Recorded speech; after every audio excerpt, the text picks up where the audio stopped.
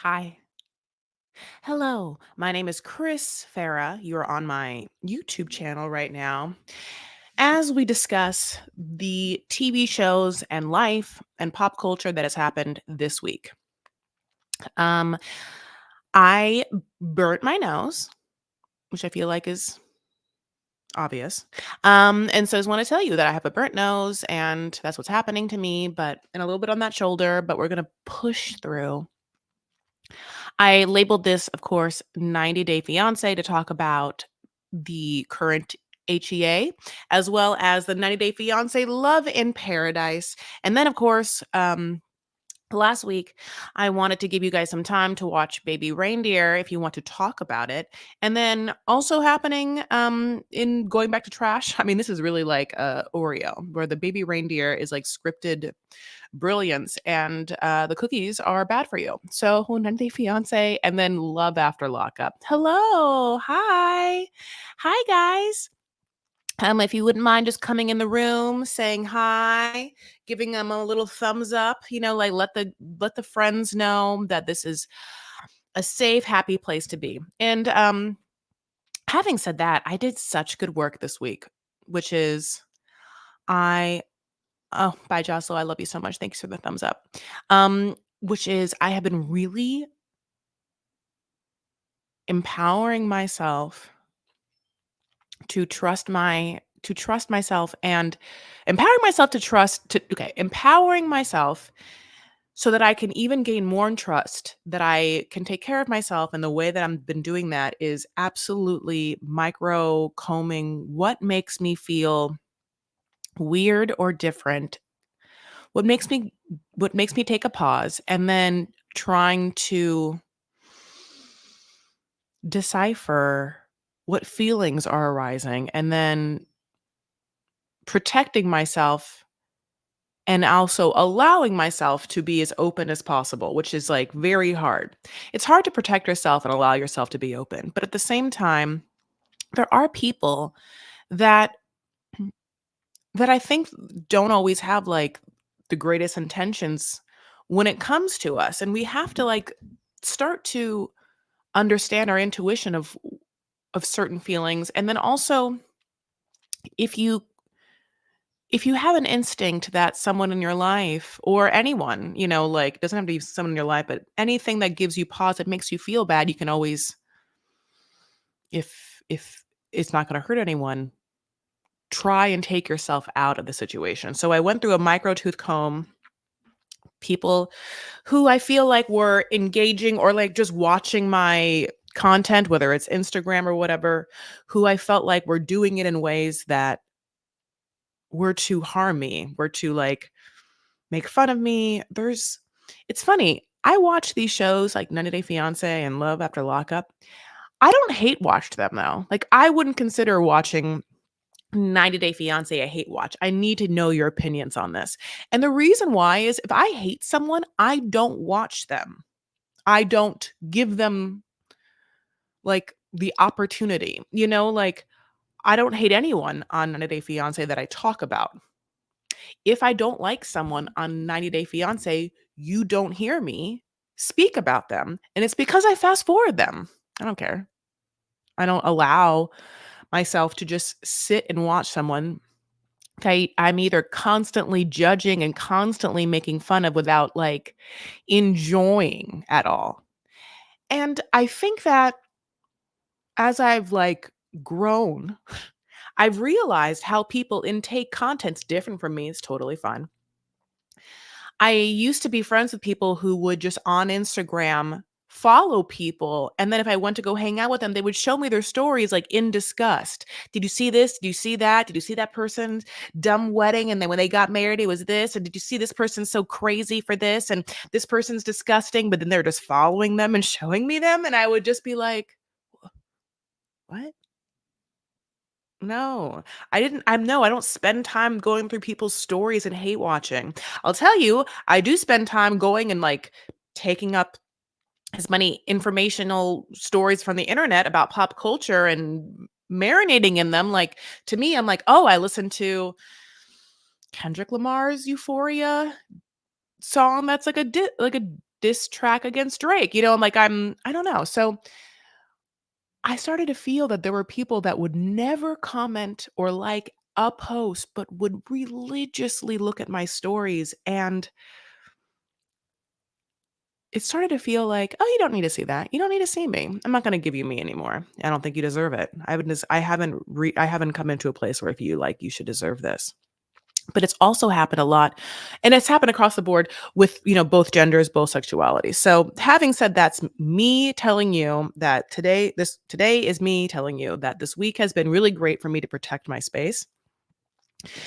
And the irritating me. It's like, watch yourself. If you find yourself drawn to someone and it's always negative, it's a snark situation, it's not good for you. I know what it's like to be preoccupied or interested in a subject and then being like, I gotta see it, I gotta see it. But you either have to be cognizant that at some parts of these you actually like, there's something entertaining, there's something joyful, or not joyful, but there's some, well, maybe that you're experiencing, there's something really, in fact, good about this. But if you can't isolate that and something is like just causing you to snark all day long, it's not good for your soul. So, that's where I am. But wow, it's really been heating up, honey, in the world. Um, I really like Love After Lockup this season. I'm finding it really, really great. I'm so excited to see all my friends. Okay, so let's talk about HEA first. Um, okay, HEA, and obviously, just so you guys know, Docu Sweeties, the YouTube channel, is getting a full fucking facelift, and just like who just got a facelift? I just saw a picture of Gabrielle Union. Just like Gabrielle Union did, honey. I don't know. I also think Kristen Wiig got one or a mini facelift. But I think I'm also probably gonna have to get one soon. So just, this is true. But HEA is certainly heating up, and let's start with Gino and Jasmine. So the Gino and Jasmine storyline has it's if we isolated it, it's so wild. It started with obviously the trip to Panama when he went, and she found out that he had a girlfriend that, he had sent her nude pictures to, and they had that huge fight and she was screaming. And they know that he is like a dumb kind of like sad man, and they know, and I'm talking about the sharp producers, that she's bananaramas. Except that as it's a hard thing to sustain that situation, like, and I think that I'm gonna have to move my mic. I think that like, oh no, I think I hope I did that right. It's a hard thing to sustain because it gets tiring. I don't know how Angela Deems has any fans left, in the sense of her version of drama feels a little bit like Jasmine's version, except that I think that Jasmine, what I'm trying to say, this season has absolutely tried to do some sort of like makeover personality over, where it's Jasmine with no fake hair, and a lot less like makeup on and a lot less like slutty clothes. And her talking about things like whether she's a good mom, whether she can be with her kids, and now it's whether her mom has cancer, which I feels like is being orchestrated for us to think of her as like a whole person, as a human person, and therefore not so crazy, and or for us to have sympathy or empathy for her. I I don't. It doesn't mean I don't like her. I think that she is definitely like an entertaining person, and I think that Gino deserves, her. And I think that Gino loves it. I think that Gino, I've realized, like, as with most men, have no, but I think that he has like a very intense kink side to his sexuality that manifests. I mean, in a lot of kink. I don't mean to shame him, but like we've talked about, like golden showers between their sex life. We've talked about now threesomes. We've been seeing like we have been privy to their sex life at all times. And it's very interesting because at first it was that he won't have sex with me, he won't have sex with me, he won't have sex with me. And then there also was this, but I'm going to get plastic surgery, but he doesn't want it. He doesn't want it. But then this season, it's like he's letting, I think, a little more of his, actual wants be shown, which is that he absolutely wants her to have like a fake ass, bigger. He wants it to be bigger. And I just really feel like he's a cuckold. I think he is. Allegedly. I'm not like a sex therapist. But like there's something very cuckoldy about him. Like he just I think that he would really enjoy watching Jasmine, have sex with probably anyone, you know. I wish we could talk a little more. I almost wish we could talk more about that stuff, not so much about golden showers, but like how what a kinky is, and as opposed to what we actually get, which is kind of like this whose mom has a worse cancer story. So her mom has like, early stages of cancer and they have to like take it out. I'm not quite sure exactly where it is, if it's like breast or ovarian. And then immediately Gino's like, well, my mom died. It was the 70s. And Jasmine just has to be like, cool. Yeah, no, and it's also off putting because money has always been like a huge amount of contention for them, right? Like whether he's going to give her enough money for all the things from butt surgeries to her apartment to buying cocoa to, like, again, remember, there were so many things that didn't make sense. He was going to buy her or let her, whatever, lease an apartment where Dane lived, where then which was a luxe apartment that she got to move into with her sister, and her kids were nowhere to be found. And so whether this was set up for producers, they should have probably like she should have if she wanted to like okay. She they had done a bunch of setup things for when they were in Panama, and then it feels like Jasmine wanted to change the narrative of her initial character introduction by now making it seem that she's like very down to earth, suffers from alopecia, and is under the thumb of a very cheap man, someone who doesn't care if she's gonna be without her kids, probably because he doesn't want her kids to be there, and therefore doesn't have enough money, $5,000, to help her get her kids back. When we know also the following things: he quit his job when she moved to spend more time with her. And to me, if you are about to embark on a brand new life and get married, you're not going to quit your job if you don't have $5,000. But anyway, here we are. So during this whose mom has it worse situation, um, then Gino out of the blue is like, "Well, I really want you to have, like, a great birthday, so let's go away. Let's go away for the weekend." And it's like, that costs money, and it does, and they're gonna go to Miami to hang out with her friend, her friend. And so, her friend's renting a house, and they're excited to see each other, and, that is literally that storyline. I wanna see what you guys are saying. Anyone except Dame. Ha ha ha. Jasmine gives the illusion of growth. Whew, it's true. That out of place extra chair in the hotel rooms are for for chucks like Gino to watch them. Yeah. Yeah. Like, I'm just it's like you have to isolate what's interesting, and I guess also what's real enough for us what's real so that we know that it's watchable because it fake shit feels so bad to watch. So, I don't know. And you can't go from the Jasmine that we know to like and I hate to say this, but it's true, like to suddenly either wanting us or trying to make us care about your relationship with your kids.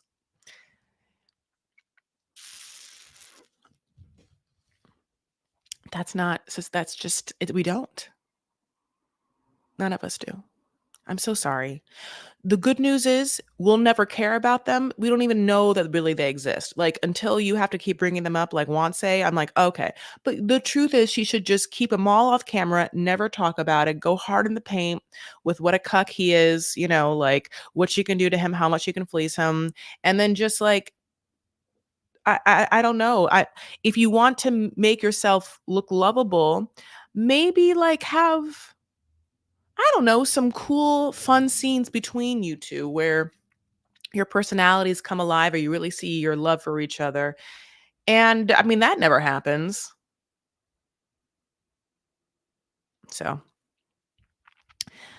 yay, hi. Jasmine and Gino are an irritainment watch for me. Sometimes they are too much and I skip. Mostly her voice is unbearable. It's true. Sometimes I can take it and I can watch them. Yeah. And that Brandon and the girl who said she had colon cancer, those I skip for sure. Oh, Brandon and Mary. Yeah. I mean, I don't even know if they're going to be back on the show.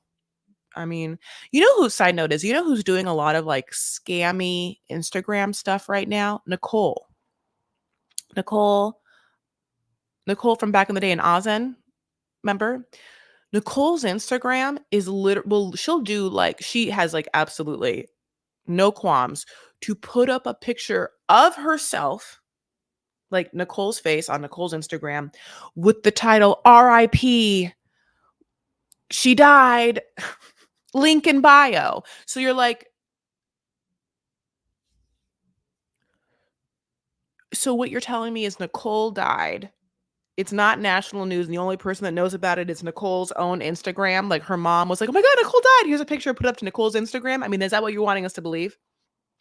I can't even click on it, but because she's being so like outwardly scammy about it, people just keep posting like pictures from her Instagram, which is wild. It's so it's so very desperate. And it's desperate in a way where Nicole was on the show and she never tried to do anything um to make money, and then she just hasn't been on the show in so long, and there must be like some really two-bit marketer that is just like, "Hey, Nicole, why don't you do these things on your Instagram? I'll make a quick buck." And Nicole's like, "Okay." May is like 45 running around now, who knows? So anyway, let's move on. So Nicole and Mahmoud, my geez. I mean, this Nicole and Mahmoud thing is well, it's wild, and it really I feels like I can't believe how much drama has been packed in what feels like the first 48 to 72 hours this man has like touched down on God's green earth, America.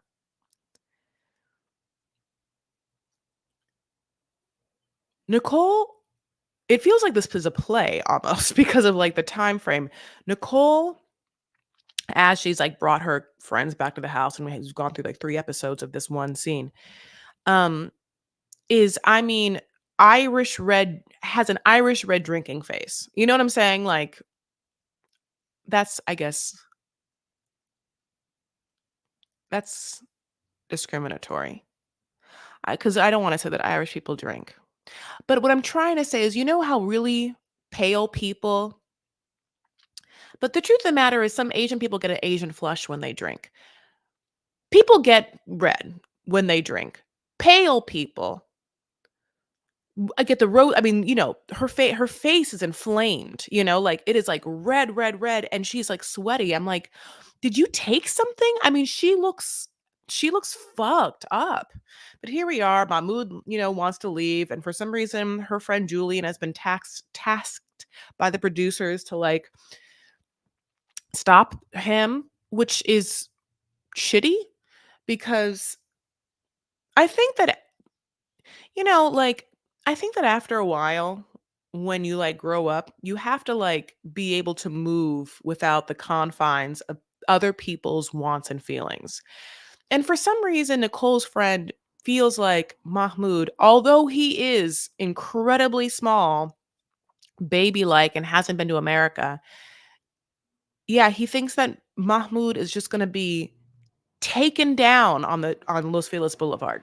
Like, Mahmoud just wants to go for a walk and probably smoke, like, 14 packs of cigarettes, and they're in Los Feliz on Los Feliz Boulevard, and like, Julian is acting like, I mean, he's acting like it's a war zone, and it's I'm not saying LA is great, but this man lives in Cairo, and I'll be honest, even as small as he is, he's a small man.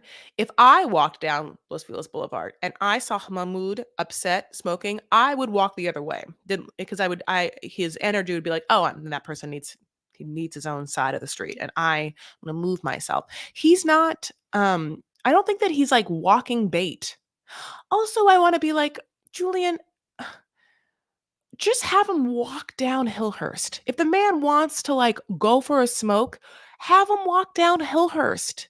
It's like a normal street. There's all of these like little Doms is there, mess halls there. Like it's a busy street, it's like popping with restaurants and stuff. It's not like it's probably popping right there, like you can go to a billion bars over there. I mean, it's fine. But it felt so weird to have this man be like, "You cannot walk. No, just look, Mahmoud, just fine, but just walk to the end of the side of the street. Keep us in your sights." And I was like, "What are you, his mom?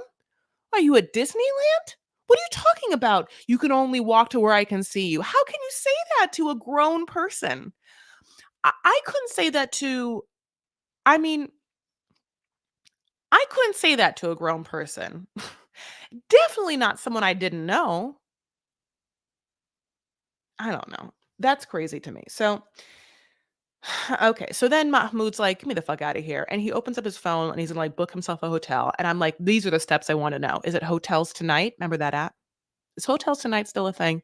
Is he a Marriott Bonvoy member? He's gonna get a quick thing. Like, what app is he using? So, but Expedia, I wanted to know. They keep talking about having an Uber, but then the producer's like, "No, we'll drive you there. We'll drive you there." I'm like dead to know what hotel it is. I'm like, is it the Roosevelt? What's happening? Then the next morning, it's like he goes to a health food store. I try to look up the health food store. It's not in Hollywood. It was like in Highland Park or something like that. That didn't make any goddamn sense. And then we see him walking. We have this picture of him walking. He's crossing Santa Monica Boulevard and he's right in Hollywood. I mean, the heart of Hollywood. I just like, I know, I'm harping on the fact that where he is because it's so close to my house. Um, He's probably so exhausted and he has absolutely no comfort. His wife doesn't understand him. He doesn't get why the fact that he married a woman who was like, "Yeah, I'll totally become Muslim, and yeah, I understand what that means, and I love you, and this is the life we'll have." And then she was like, "You know what? I hate all of it. Don't want to do it. I hate Egypt. I hate all of it." And then he's like, "Okay, okay." But they're on a show, so he decides to try out this America thing, maybe gets a free trip. And he's lasted 2 seconds here. Not to get political, but the whole thing was giving American foreign policy. Uh, uh,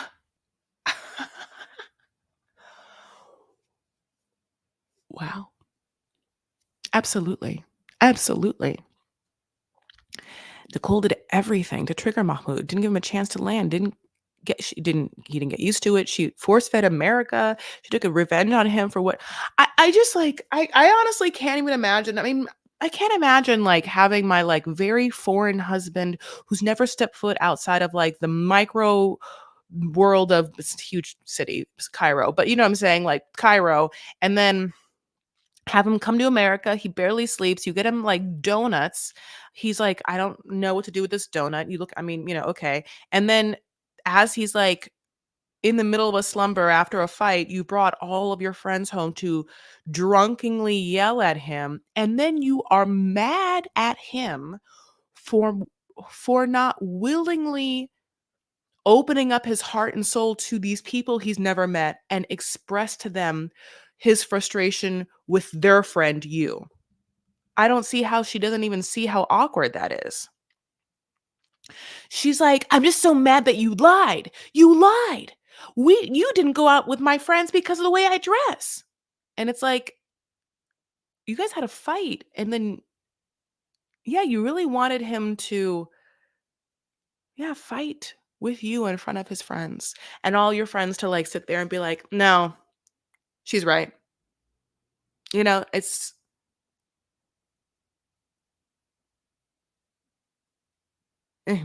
it's crazy. So, basically, after this weird health food store thing where no one shows up, then he goes back to her house, and, he's not wanting to talk. She's bananas. She's sitting there looking like Frenchie LePew, honey. I mean, she's, like, in her full beret, and she's like, "Well, do you wanna talk?" He's like, "No, I want a divorce. I just been saying this." She's like, "Well, great. Get out, get out." And he's like, "Okay. No good. Give me my fucking bag. Here are your dumb checkered slides, and get my ass to LAX, Tom Bradley, and stop." I mean, we have more of this season left. Again, we've only gone through like what feels like 48 to 72 hours of him being here. And unfortunately, we know at some point that he gets arrested or detained for DV. I'm like, and what is, what's the blaring, like, what's the blaring thought I have about that? Is that it's obviously awkward to talk about because we don't know what happens, like I can't just be here and be like, "She's crazy and he's a saint, he's not." And then at some point he does what, beats her up. Have no idea what the fuck happens if that's what happens. And so it's obviously very awkward to talk about. But I will say what was truly, I think, the worst part about learning about the DV thing was the timing. We found out about that 1 week before this premiered. But we know Sharp's timeline, that this must have been filmed, I mean, at least I feels like it was filmed for sure in 2023. It does not feel like it's a 2024 show, which means let me look back. Let me tell you right now in real time. When was he like, I don't wanna okay, let me look this up. Is Renee here? Renee always knows the facts too. Mahmoud and Nicole.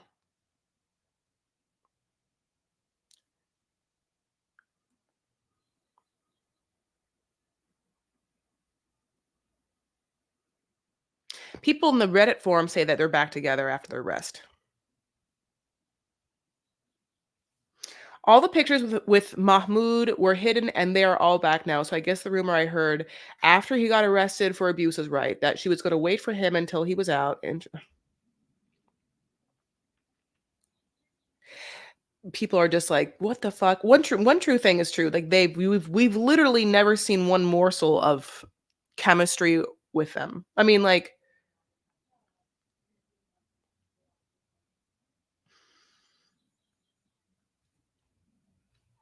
I don't understand how they enjoy each other.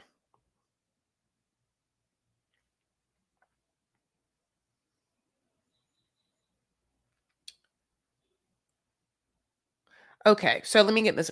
Mahmoud was arrested and charged with misdemeanor domestic violence in Los Angeles on Wednesday, February 21st. And Mary Pants was the first to report it. The news of Mahmoud's arrest comes less than a month after he and Nicole celebrated their fifth wedding anniversary. Okay, so I'm glad I got my facts straight. So basically, yeah, he stays. He stays. He has obviously stays from this moment. And then a DB thing happens February of this year, right after Valentine's Day, where that happens. She scrubs her Instagram, the series premieres, and now all those pictures are back. I read that she dropped the charges.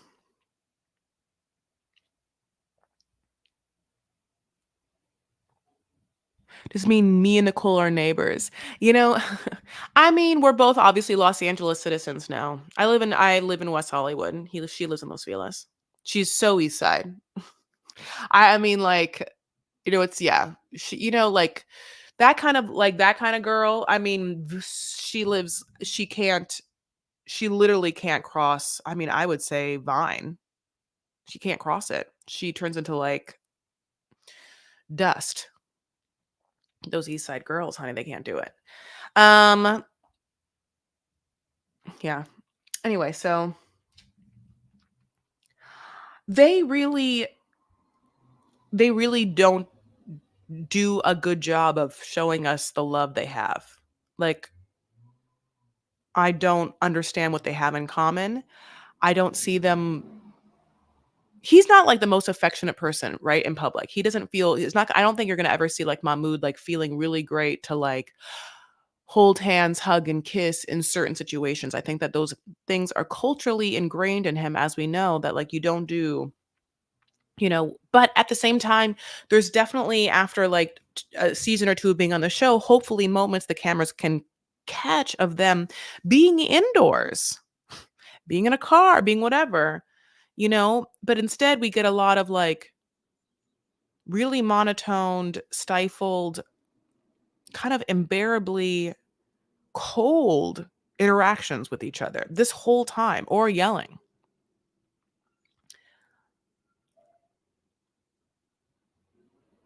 I do think probably like this is one of the all right. I do probably think this is like a maybe a huge another reason why I'm single is that I would not be able to tolerate that. Like eject myself out of situations, far too easily, in the sense that I cannot stomach or stand feeling uncomfortable. And that's not just in relationships. I can't stand feeling uncomfortable, period. I think half of the reasons why I have weight problems is because if I feel uncomfortable, I have used food historically to make me comfortable. And it's because I will try and escape feelings of doubt, anxiety, loneliness, discomfort as fast as humanly possible. Which isn't really necessary because feelings are passing fancies. Feelings are passing. Not every no, you're not gonna, like, live in a certain amount of pain for a long time. I mean, I don't want anyone to be in, like, physical pain, but for me, I'm trying to, like, talk myself into the idea of, like, you don't have to escape. You can do the work of divorcing yourself from feelings where you're, like, assigning them extra meaning as opposed to, like, passing fancies or clouds in a sky that's just, like, slowly breezing forth, and within a day or 2, this cloud has left, and then maybe the sky is clear again. There's no need, like, every time I see a cloud to, like, eat a bunch of umbrellas. You know what I'm saying? But, having said that, it does feel palpably real. Mostly because of how sweaty and wet and drunk all of these people look. Like, I also think that something else is happening. This is like my low key thing. I don't think Nicole's apartment has air conditioning. And I think all of her friends talking and screaming, plus the cameramen have now made the apartment very hot. So, like, with her friend and her, like, at one point when he's like telling, I think his name is Julian, I don't know. When he's telling Mahmoud like where Mahmoud can walk, the man looks like he's been crying. It's like driplets of sweat. I mean, do you just play against the Denver Nuggets? Like, what's happening? You're very, very wet. Um, but they also look drunk. Yeah, it's all the things you guys talked about. It's like not just like here's a bunch of tits in your face with my mannequin. That part it's a little forgivable to me because I'm like, at least she lives there and she's like a fashion person. That makes sense. But like, what isn't unforgivable is like this. I'm going to tell my friends our inner problems, and I'm going to make them all on my side, and then come to you with an army of people that are going to tell you you're wrong. Like, that's honestly like some school age shit. Do you ever get in a fight with someone who's like, well, I was talking to everyone else and everyone else feels the same way I do? And it's like, first of all, that's not fucking usually true. You're just trying a shitty tactic. But also, B, you have now, hmm, you've broken the unspoken rules of like interpersonal conflict and communication. And by doing that, it breaks like a certain amount of trust where I'm like, I don't trust you now. Okay, well, I don't trust you. So I don't care, like that's how I feel. But I'm quick to dismiss. So very quick.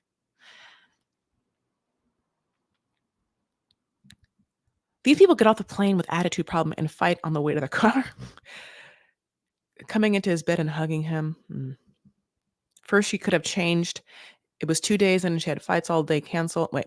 First, she could have changed. It was 2 days. And if they had fights all day, cancel. Yeah, absolutely. I thought the FaceTime where she was mad at him for making her friends think she lied to them. That was a weird. Yeah. Yeah. She's mad that when she brought all her friends over, he didn't want to open up their own conflicts for them. So instead, which by the way is so very cultural, instead of being like, okay, well, let's talk about it. Yeah, I got mad at the back. No, he was like, I'm just really tired. I didn't go because I'm just like really tired, because because I didn't want to like I don't have to expose myself in front of random strangers where they're staring at me if I don't want. I mean, listen, Mahmoud is obviously willing to expose these things on national television. But he also, I'm assuming, doesn't know doesn't know the bad parts of that yet.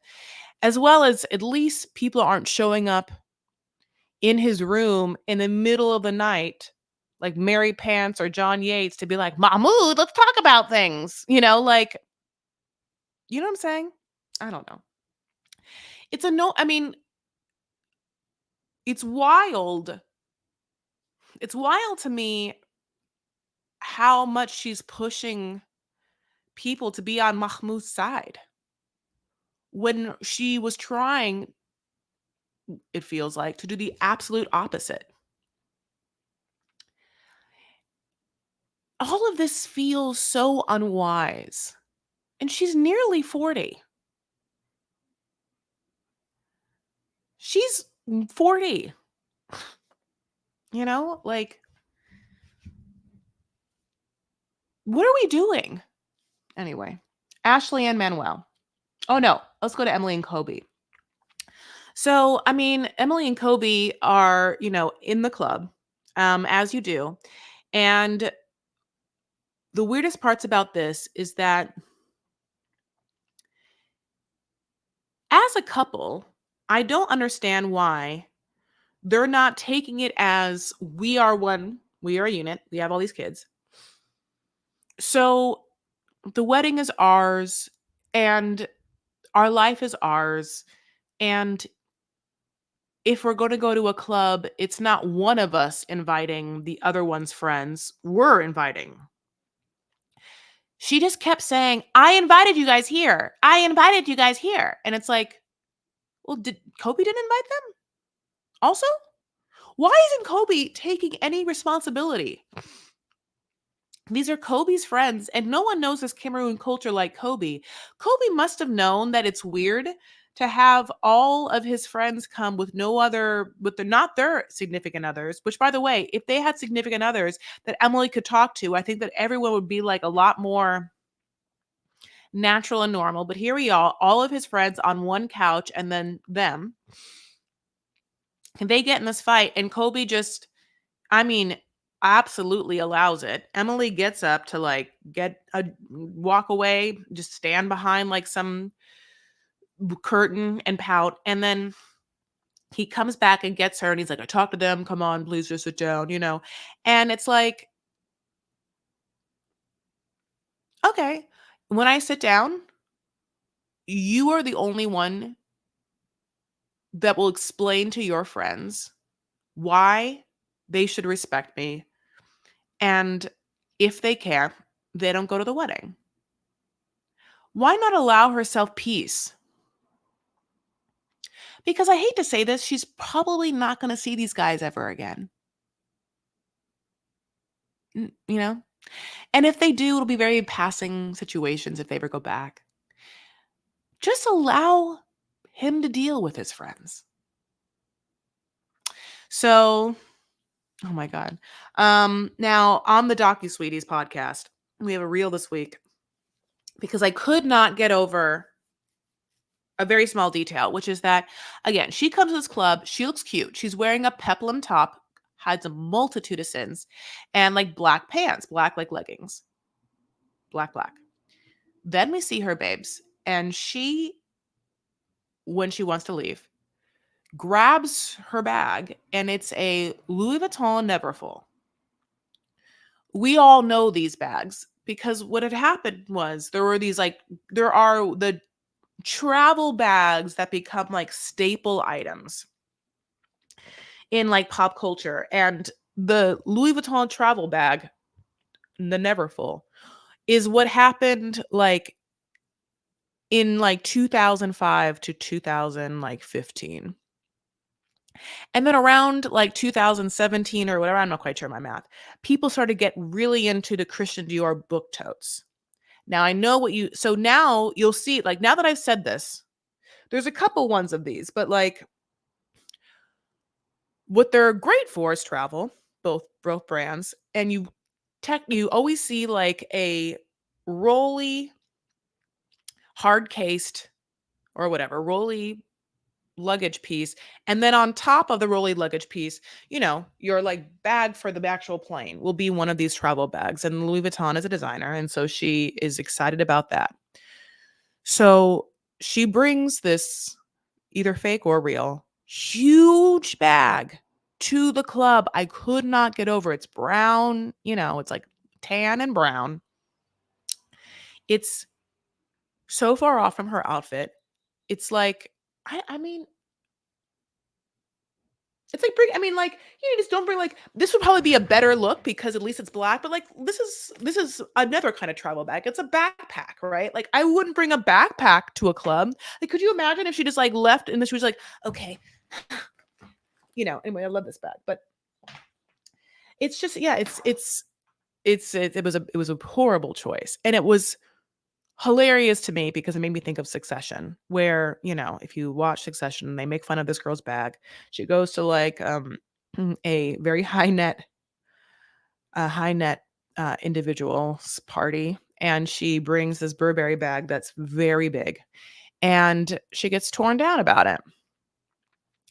Ludicrously capacious bag. And that's exactly the thing. You're just like, babe, that bag doesn't, you can't, it's like, it just like, it easily falls out. It's just such a bad choice. But anyway, I don't know what to say. Like, Kobe's making me upset, like you can't blame her when in the moment, Kobe knows the problem, but he is not solving it. She feels like she is being disrespected. And in a very real way, her husband is not standing up for her. Now, I know you might be like, I can't believe that you're like, I truly at this point, well, there's two ways to look at that. Emily obviously is going to like let her opinion be known. I realize there's people that can't help themselves. That's fine. But Kobe's the one that understands the situation. He understands how his friends are taking it. He understands that they're also being shitty to Emily. He knows his wife's personality. And instead of like pacifying the situation by making sure that she is respected, as well as the fact that his friends want something, what his friends want is to see that he is the man of the house. And the truth of the matter is, you can't give someone, like, you can't just be like, you are the man of the house. You have to have someone. I mean, I'm using very gendered terms because of the nature of what we're talking about, which is the very traditional old school gender marriage things that are happening in Cameroon. He has to take that position. And there's a certain responsibility in that position, which is in order to have a discernment and be able to protect you and yours, and then also alleviate other people's concerns. But he's not. He's very much sitting there, honey, with a hurt leg and just letting his friends and his wife go at it. And this part gets weird because suddenly the cap to it is that they can't come to the wedding. And then he doubles down where he's just like, well, yeah, well, if you don't respect my wife, you can't come to our wedding. See, I said it. Good. Bye. Take your bag. Let's go. It's not the solution that you would think. What should have happened is Kobe should have known that his friends probably wanted like a more traditional situation. They should have gotten a restaurant or whatever, had the wives come or whatever. They should have had like some separate areas where she can meet the wives or whatever, and then spend some time with the friends, and then let the friends know once they start talking crazy to Emily, like once that guy starts really going at Emily, Kobe allowing it, I think makes Kobe look worse than anything Emily could do.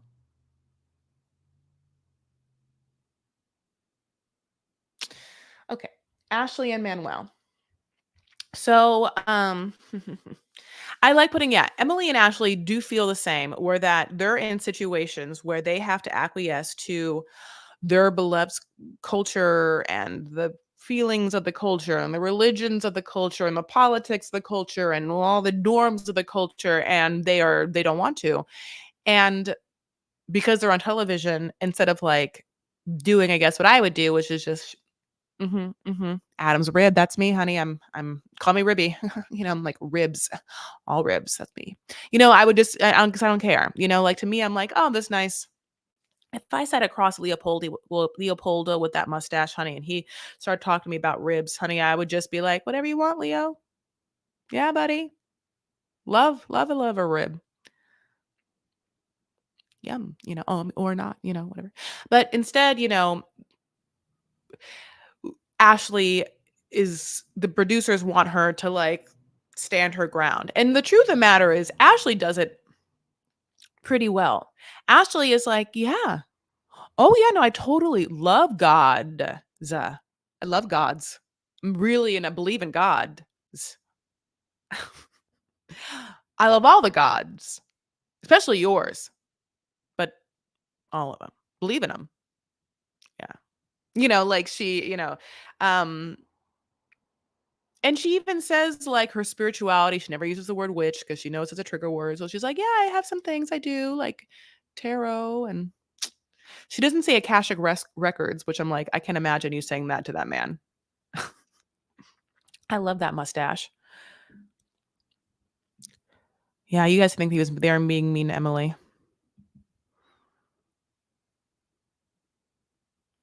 They didn't bring their significant others because they might not be as submissive as his friends claim.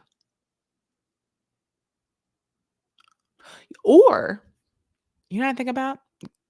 What if they brought their wives and then their wives were able to see what it's like when a woman has a tongue and they were like, one bad apple, I have no idea. Kobe has been living in that basement too long. Ooh, yeah. Yeah. Yeah, I mean, absolutely. So anyway, after the lovely meeting with Leopoldo where they're eating, typical Ecuadorian food, and I mean, you can see I love watching this because Manuel is like, at some point, God bless, it's the rib talk and whatever, and Ashley has to talk about her spirituality, but you just see Manuel being like, can I have that? Can you have that? I like wanted to know what they were eating, of course. Patrick and Thais. So yeah, this is all about how Patrick's dad, who hasn't seen his son in 2 years, hasn't met his granddaughter, comes into their apartment that they rent from him. And then he just is all about the things Patrick can do for him while he's there. And I know he's holding the baby, but to me, Okay, I know he's holding the baby. It's just that I understand this. I think my dad is a little my dad's demanding too. And my dad does this thing that I kind of see where it's like they have in their mind their agenda. And sometimes children are pawns in the agenda of their parents sometimes, where it's hard to look at someone and think of them as being a whole person with a whole life and like their whole wants and dreams and their own moves and stuff like that they're doing. But in this situation, it's to me, it's like remarkably interesting that he doesn't walk in and see a baby and see like a wife and see his son who hasn't seen in 2 years with like a thing on his leg and isn't like, maybe I should hold off on the physical labor ask till tomorrow. Should probably just let them like have a night where maybe I bring over like a bottle of wine or something, some yummy treats, and I'm just here as like a grandfather instead of like getting in and being like, all right, buddy, when we painting, And so Patrick, in the same way Kobe would have to put his foot down, be like, oh hey dad, I'm not here to paint. So sorry, I can't do it.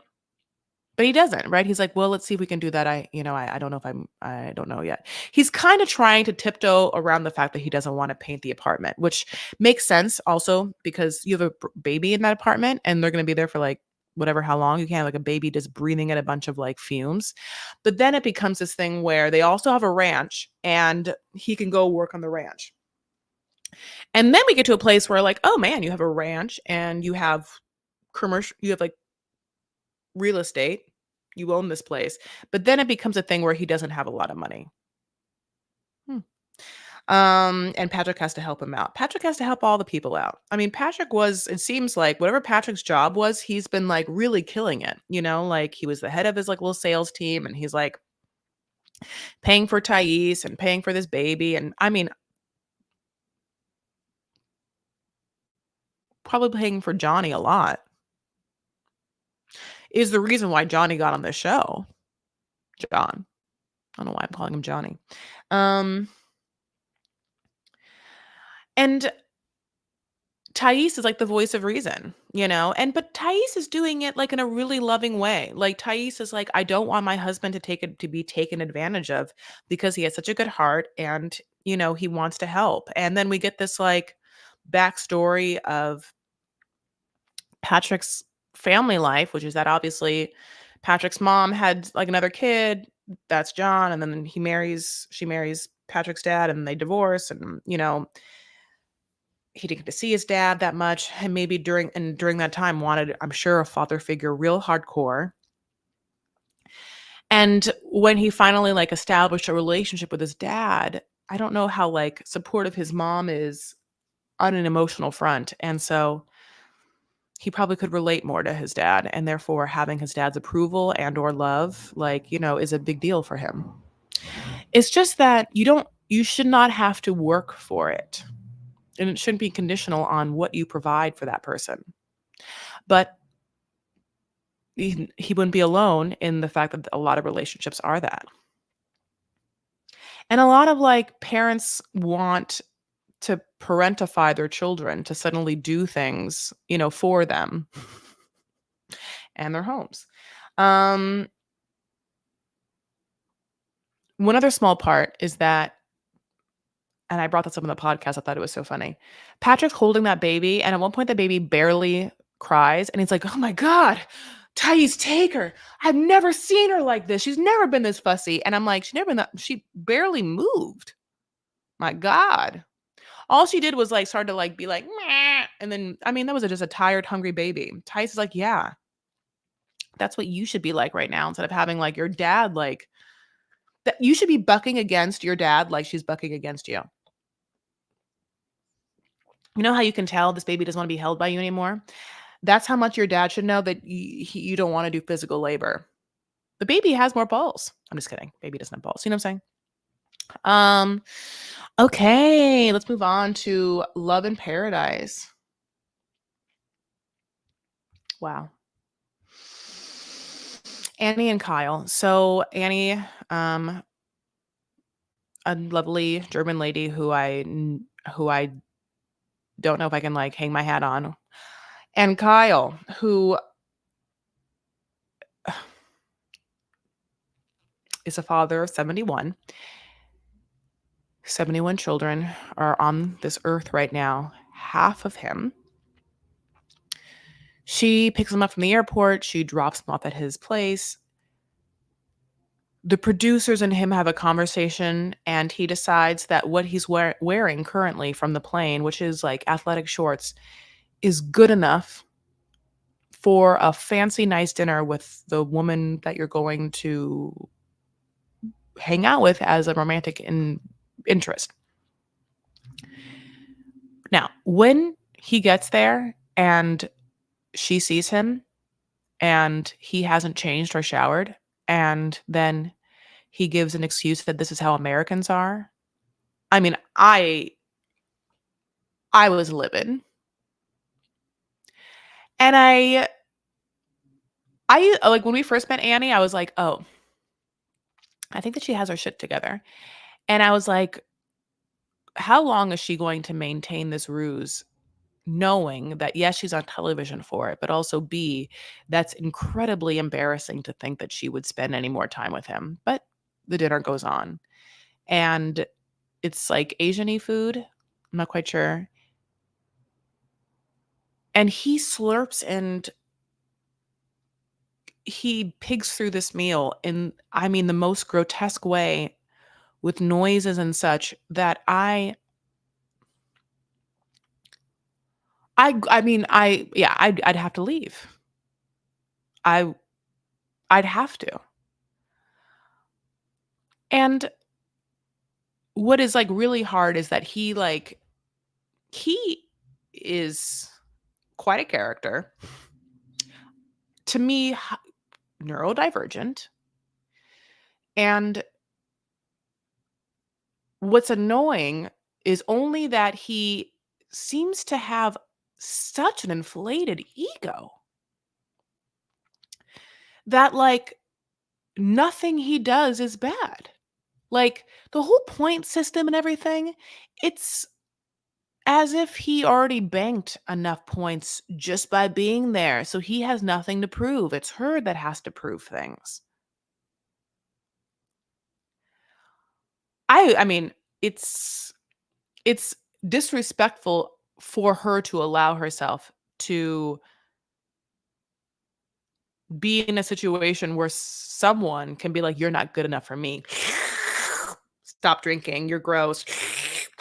Like I was like, "Oh no, buddy, no, I can't share space with you. I can't. I'm gonna throw up right now watching you eat. I can't even eat." I also feel like hardcore.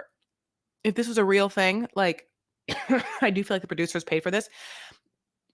When the check comes, I know that he was like, "Do you want to split it?" Let's see what you guys say.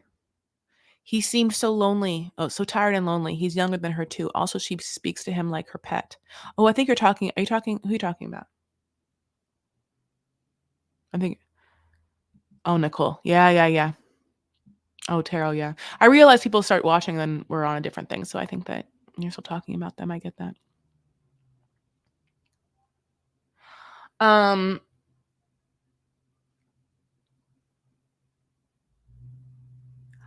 He says that Americans eat this way. Americans are just, this is the way Americans are, real casual. As you uppity European types with your wearing appropriate clothes and using napkins and using utensils. I mean, I was happy that she called him out that he shouldn't be eating that way, but I was shocked when he was just so blatantly like, "Oh no, this is the way it is. I'm right, you're wrong."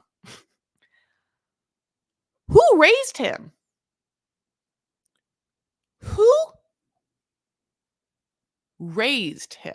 Like watching him eat like that, I was like, okay, well, I'm just gonna tell you this right now that if I was a producer on the show, if I was Sean Robinson, I'd make sure that at the tell all that we had his mom there because or dad, whoever raised him, or grandma, or whoever put the food in front of him when he was like a litty toddler and was like, keep eating that way, buddy, for the rest of your life. Like I want whoever raised him to watch that footage of him eating, and then just for us to look at that person and be like, thoughts? And I mostly want that person to be like, "Oh, I told him to use a fork the entire time. He's a nightmare." Like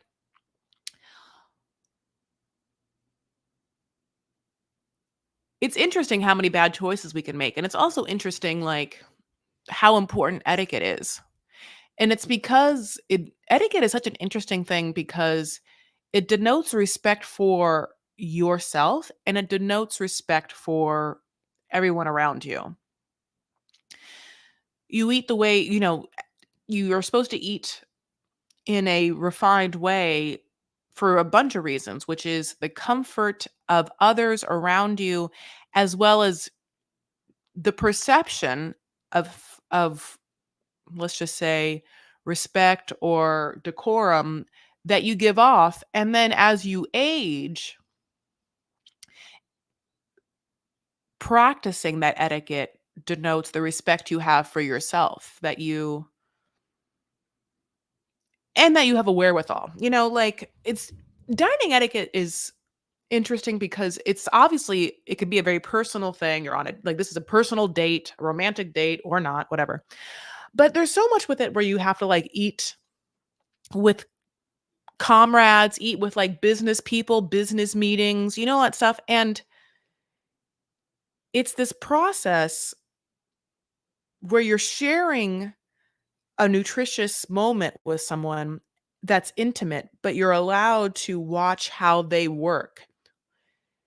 It's like watching someone do a project in front of you and being able to like see how they work on that project. Are they clean? Are they messy? Are they detail orientated? Are they not paying attention? It's all of that, but then it's like how long you've lived on God's green earth. How many business meetings have you had? If you watch someone who like, you know, to me, it's obviously like that man has never been in a business meeting, right? You can't. You can't like no deals or no person's going to invest in you. You're not I mean, that's not the etiquette of someone who's going to be able to like handle other people. And so it becomes kind of insular and sad when you take in this human, and I'm talking about Kyle's biological need to procreate, but he has not evolved into a person that is attractive, nor can make someone feel safe or comfortable enough to be in a relationship with them and create the life that he obviously wants to. But he found a side door through this like humanitarian effort he thinks he has to like create children. And it's like part of it's remarkable because of the fact that like you can't, of human beings own like want to survive. And the other part, scary, because I think that there might be some things happening with him. And I don't know if every one of the people that he's impregnated or whatever might know his like full psychological, physical health history. I wonder how much genetic testing they've done and everything like that.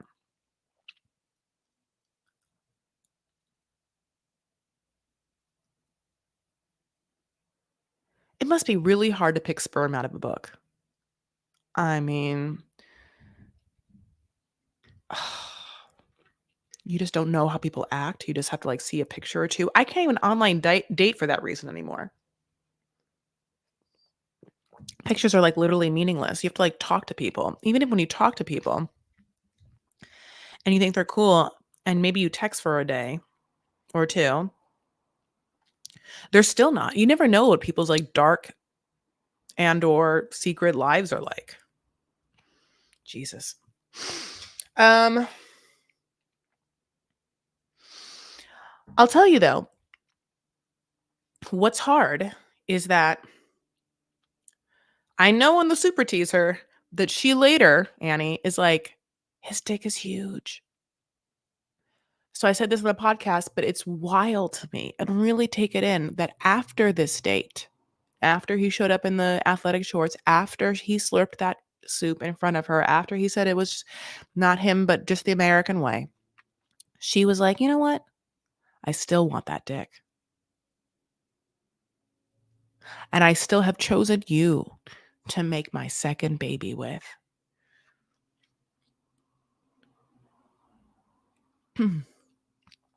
I I I know I'm too picky,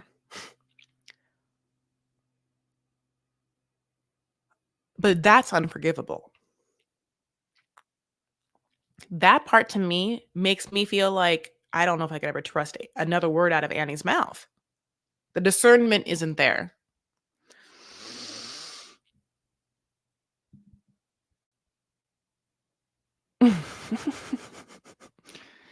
He was on Dr. Phil.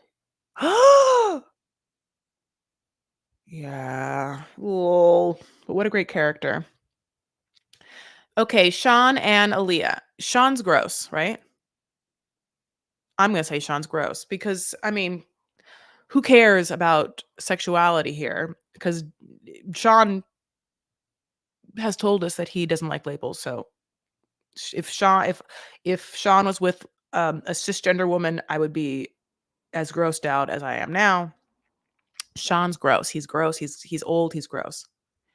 And sometimes when I see these old gross people, specifically men, with super super young people, it's always interesting to me. Like when you watch yourself and you watch them kiss, do you know how grossed out we are? He's gross. Him and his hair and his like he like wants Aaliyah to be one thing for the rest of Aaliyah's life, and Leah's very young. So this is literally the time that she gets to do whatever the fuck she wants. And it's literally Shawn's time to like, start closing the blinds. So you're in two different places in life. And how dare you try and put your own constraints on this beautiful person who has a full life ahead of them? You don't. You don't. So, unfortunately, I don't wanna hear you say that you want to see this or you want that or whatever. It's like, get a fucking Metamucil or an Ensure and just stay at home. I mean, I don't know what to tell you. Don't put the fact that, like, you want something on a brand new baby in this world. Let that person figure it out. What I do wanna know is Aaliyah thinking that Shawn should and is the one to pay for surgery? Hip surgery and all that stuff. Because sometimes when Aaliyah was saying it to Shawn, it was so demurely that I didn't understand if you were asking permission. Like it did feel like a child being like, "Dad, um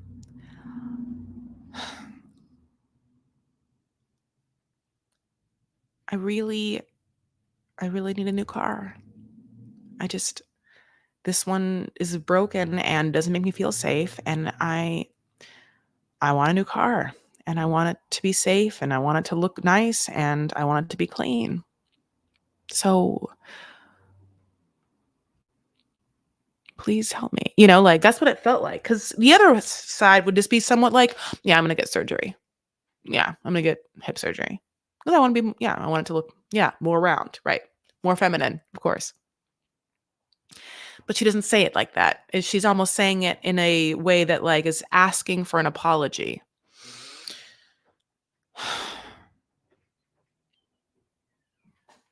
To me, it's like Aaliyah, obviously from a very conservative situation with her grandparents or whatever, saw in Shawn obviously a very out and proud individual who is willing to pay for things, who's like a hair and makeup artist, who's probably been around a lot of drag queens and therefore like, has a certain like he probably is very good at makeup or whatever. And it was probably like a brand new world. But it's funny because, you know, a boomer is a boomer. Just because Shawn is like no labels of his sexuality doesn't mean that you're not going to have like very specific ideas of how you want things. And want people to play along. We'll just see what happens. But that baby doll was scary. Look, like that was I didn't like the baby doll thing. I'm like, I get it. I get it, Aaliyah, if you want to like hug something at night, but like we don't got to be talking about it. It's very creepy for these two men to have this doll like that. I don't like it. Aaliyah's a woman, but they okay. But Shawn had given it to Aaliyah before when Aaliyah was working as Douglas. So gross. Okay. Luke and Mateline. They really represent like the most obvious 90-day kind of like couple that we've had, which is just yeah, like it's just like this is like a very sad white man who wants to be more than he is, thinking that a foreign lady was hot and she's much younger and she thinks that he is out of control rich when he's not. And it's so watchable, this formula. This is it's perfect. It's a perfect formula. So much so,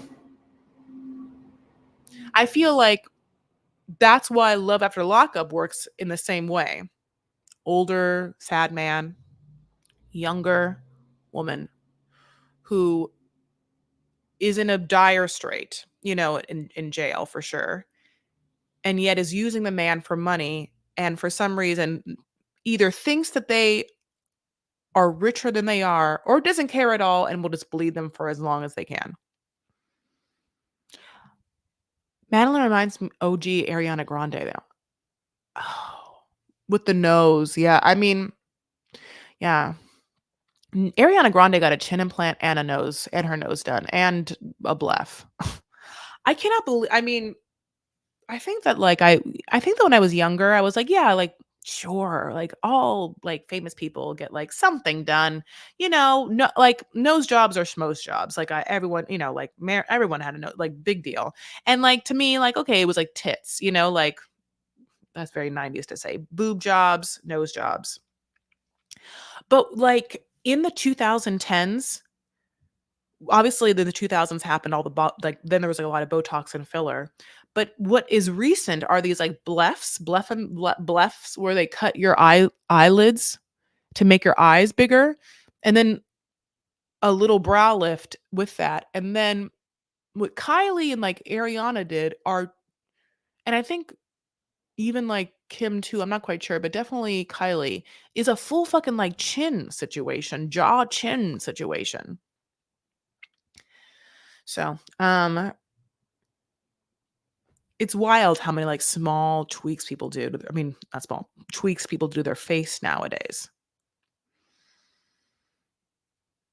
It makes me really sad. And it also makes me really connect to BBC and be like British and UK shows because you don't see that much. Like you don't like you see faces, working faces with like original features. Most of them, again, nose jobs are like whatever. Because so many people, I mean, they've been happening for like my grandmother got a nose job. My dad's mom got a nose job. So they say. My mom did too.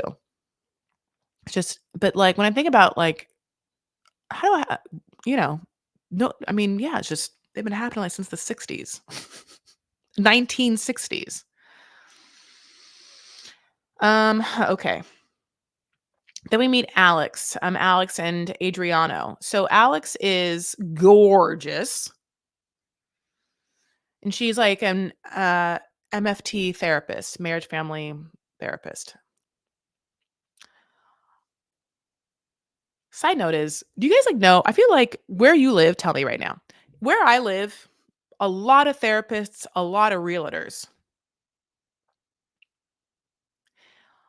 It is very hard. Therapists are hard ones because of I know so many therapists, and I would not go to the people. I would, like, not go to them knowing them.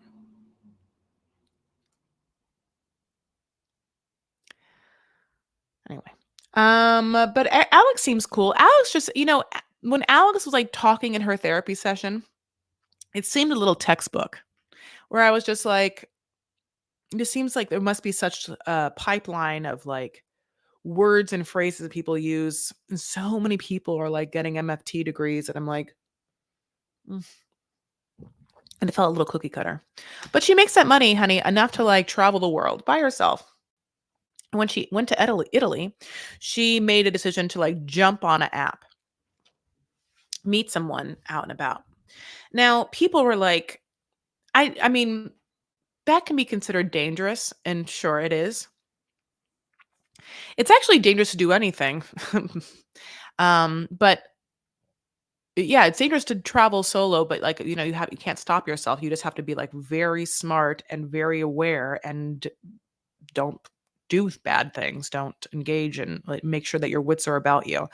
What's hard is, like, you have to, yeah, make sure no one spikes your drink when you're traveling alone, or you don't get into a car with someone, like, side note is I haven't traveled alone. I would really like to, though, having said this, but I walked back from, like, this birthday party on Saturday, and then, like, it was kind of like a long walk, and I was, like, hungry, like, halfway through, and so I stopped at like, a bar restaurant that I like, and I, like, sat at the bar and had a drink, and then, like, this nice man came next to me, and he sat down next to me, and then, like, 15 minutes in, he was like, "Hey, do you wanna go to the symphony with me tonight?" And I was like,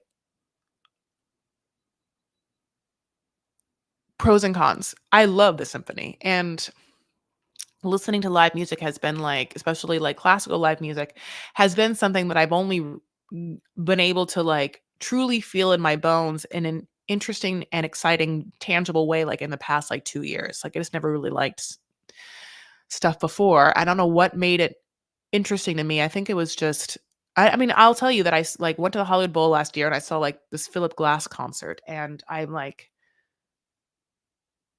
a visceral memory of hearing the violin strings at the end of it, and I have a video of it, and I can't stop playing it sometimes because I feel like I remember feeling the music in such a way, and it was, like, palpable. So, all this to say, this nice man who I knew who I never had met before, but we had mutual friends in common, and I'm already in the town I live in, and he was like, "Do you wanna go to the symphony with me?" And he was a regular of this bar that I'm also a regular of, and everyone was like, "He's chill."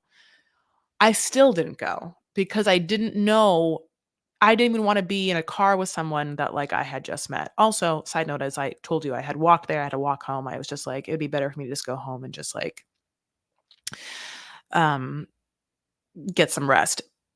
But it's like, it's very difficult. I mean, yeah, to definitely when you're, like, a woman, to be by yourself, and then to have, like, an open and or fun and or spontaneous moment with strangers because you could get killed.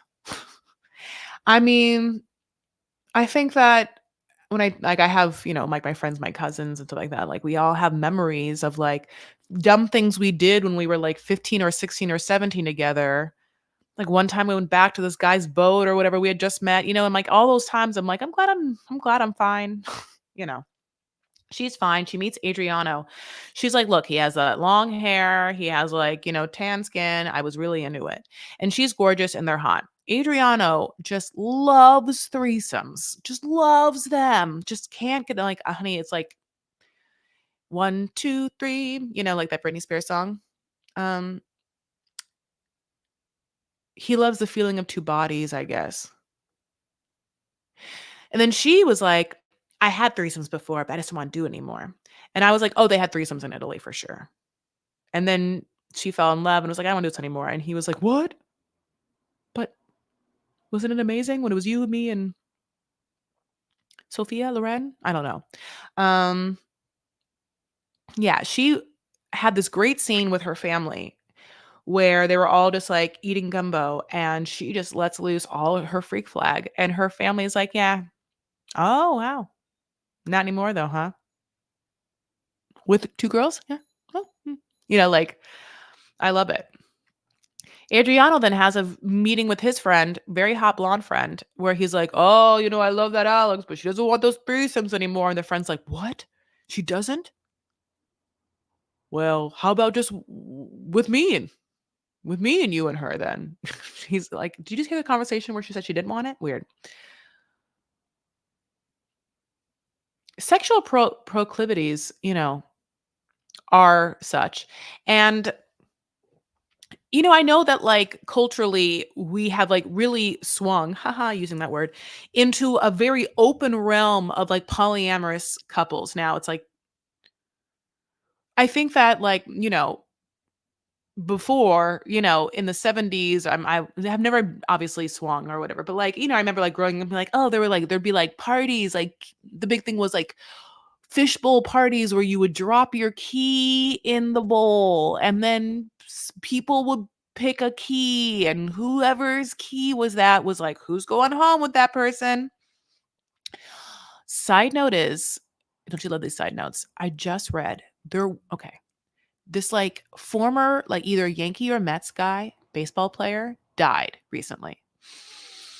But he died, and then I read this crazy story where him and a fellow teammate, these are 2 baseball players, had wives and children, and then one night, they're like, "Hey, Sally," I don't know their names, like, "Let's, hey, wife number 1, wife number 2, why don't you go home with the other guy, and they just have a little fun."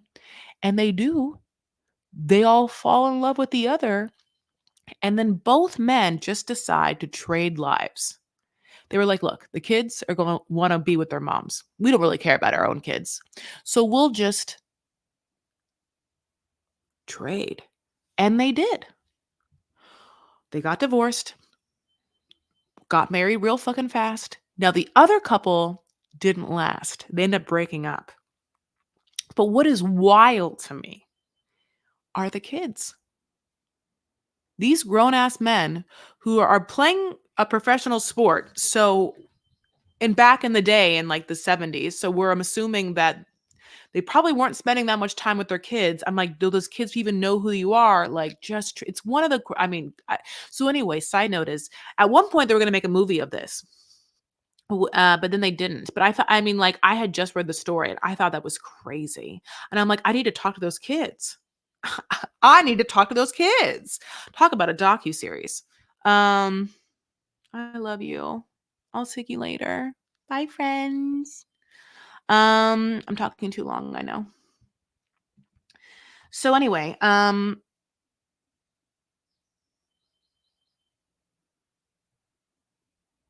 all to say about that. So yeah, with Luke and Madeline, I don't know if I went back and forth. I'm so sorry if I did.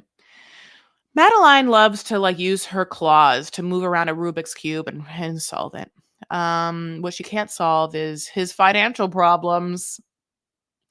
He's here to tell her that he needs more time to move there before he can move there because he's broke, but he had enough money to get there. Hmm. And she has some balloons, and then she lets go of the balloons, and then he like surprises her, and then they're happy together. I don't know. Just can't wait for her. I mean, yeah, just can't wait for her to be told that like he's broke. But I will tell you this, I cannot believe, I don't believe that he ever had the money that he's pretending to have. I do not believe this man went through $500,000 on bullshit companies.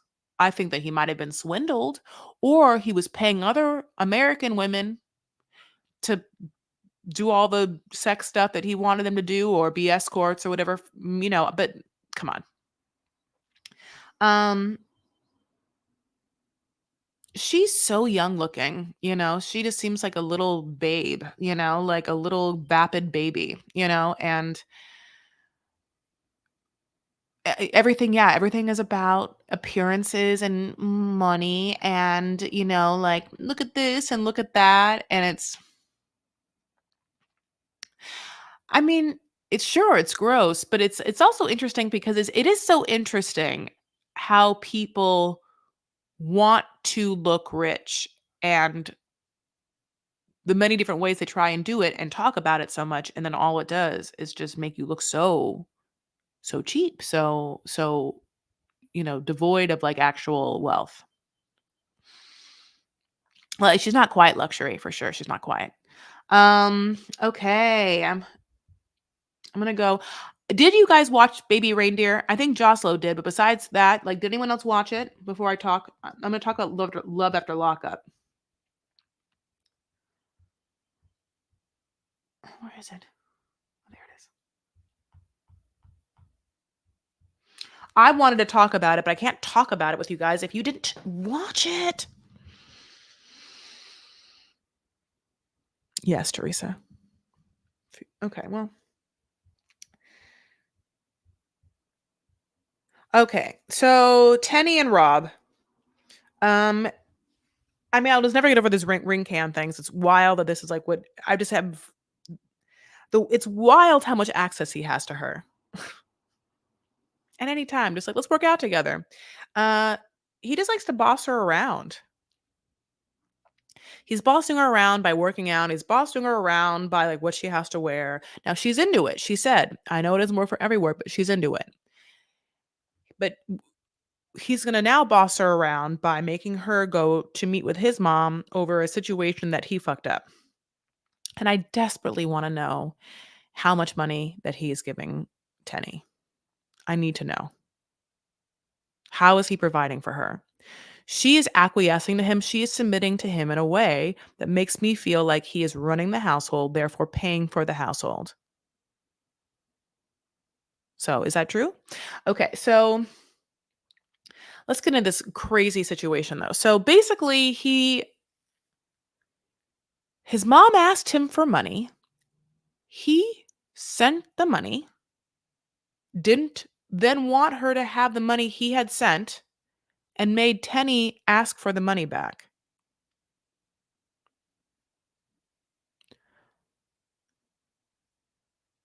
Now,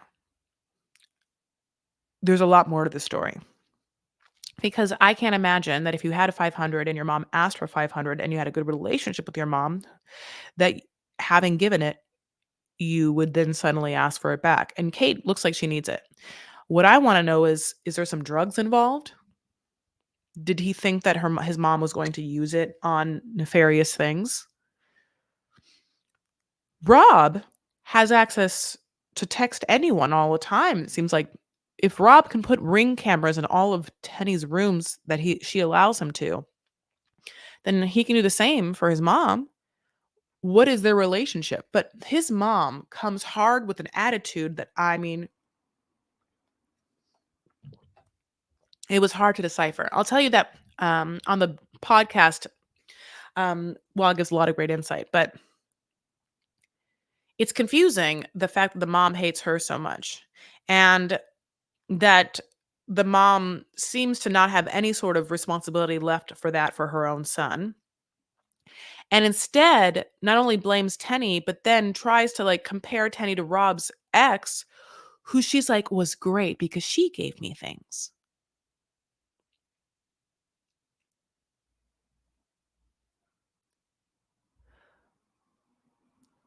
I have never in my life heard of people having to buy things for like their boyfriend's moms more so than just normal gifts for like holidays and birthdays. Like if I walk into my like if I have a boyfriend and I walk into his mom's home, especially the first time or any sort of like event, totally there will be like a hostess gift, a candle, some flowers. I just like the way that Kate said this to her was as if she expected just presents to like appease and have her on her good side all the time.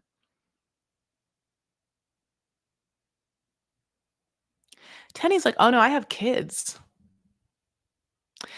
Kate's like, look at the car you're driving around and look what I have. I could barely get here." And Tenny's like,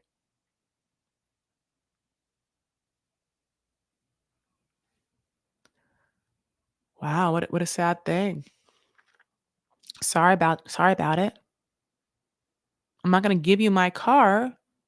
I have kids, so I'm just gonna raise my kids. I don't know how you raised yours, but we can probably see that some mistakes were made, buddy. So Kate just sits there in a offensive defensive position where she wants things and also is mad. And it's like, I'll tell you how you're not gonna get money by being a goddamn bitch. Probably not. I mean, I wouldn't I mean, I love every moment of Tenny doing this because she sits down and Kate's like, Teddy's like, "Well, I can see you don't wanna be here. Also, I don't wanna be here, just so you know. I had to have more decorum about it, so I'm not gonna be crazy, but it isn't like I want to be here. So you don't have one over, like, I'm begging you to come, and you're like a bitch. I also don't wanna be here. I'm just better at covering it, which is probably why I can, like, move through society better than you and get a job that has, like, afforded me better things because I know how my face looks some fucking times, and I cover it. I mean, it's sad, it's like you can't come with that energy, like, that really offensive, defensive energy. You should give me more, you haven't given me more when I don't owe you anything, and the person you should be talking to is your son and or yourself and or your own other kids, your husband, I don't know, you. You, honey, you. I don't know why you don't have a car. I have a car. I'm sorry. I'm not talking about me, I'm talking about Tenny. But it really I mean, I really need to know financially, there's some things happening there that are sketchy.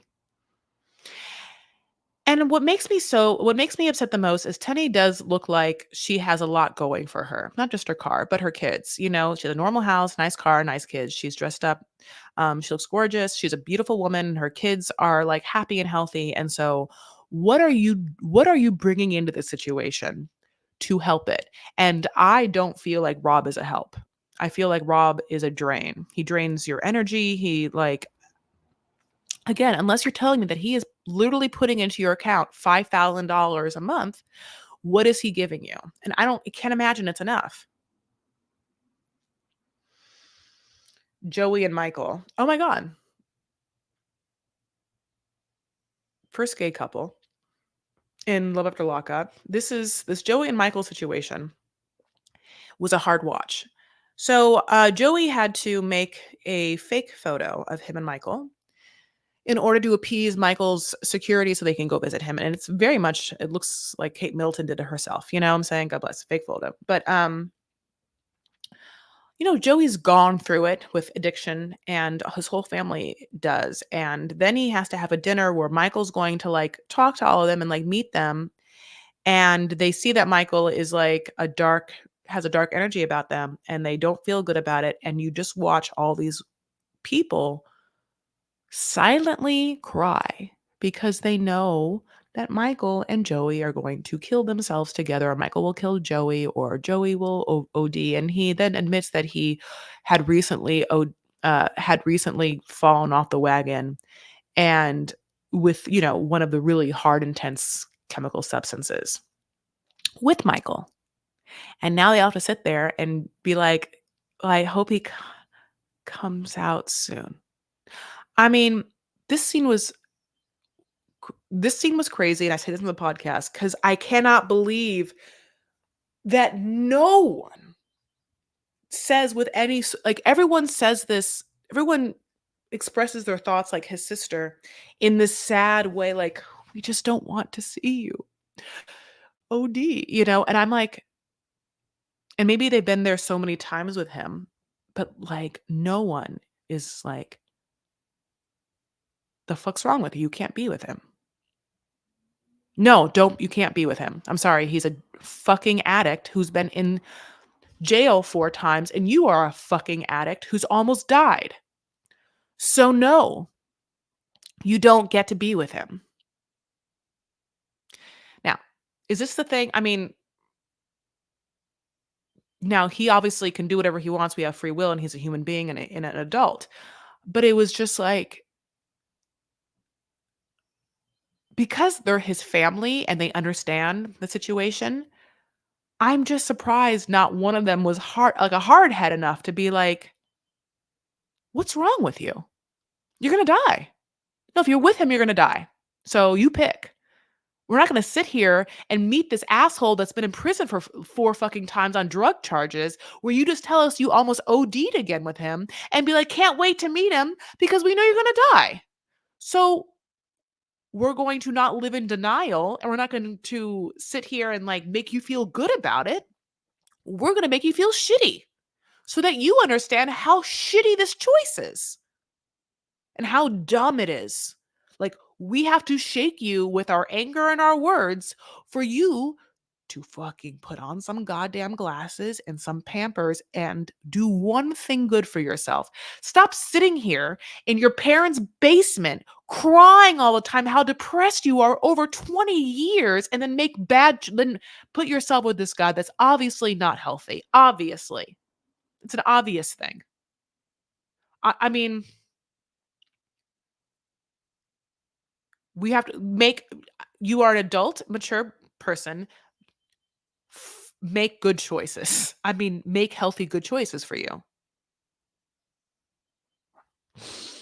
They don't.